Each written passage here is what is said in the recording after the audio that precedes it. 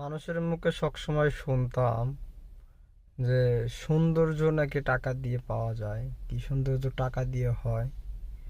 অনেক সময় ঘুরতাম ফিরতাম অনেক জায়গায়, ভাবতাম যে হয়তো মানুষ গল্প করে।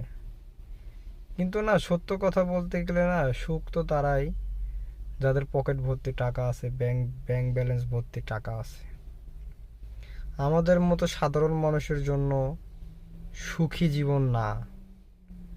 কিন্তু এর মাঝে আরেকটা কথা সত্য বলতে গেলে কি, আমাদের মতো মধ্যবিত্ত ফ্যামিলির যারা আছি আমরা, হাই সোসাইটি লেভেলের চাই থেকে অনেক সুখে আছি।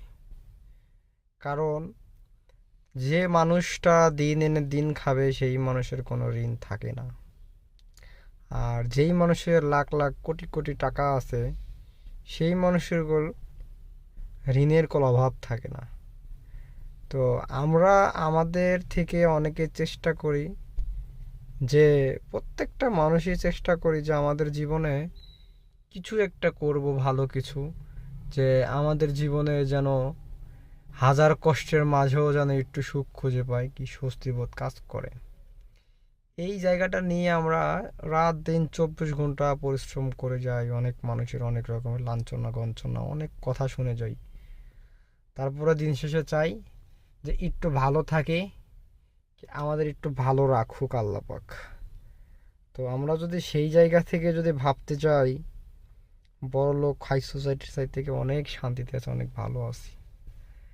আমি এখন বর্তমানে আছি মিরপুর ক্যান্টনমেন্টের ভিতরে, ডিওসিস বললে চলে। এইখানে আসছে আমার ম্যাডাম একটা দাওয়াত খেতে ওনার বান্ধবীর বাসাতে। আমি বসে আছি।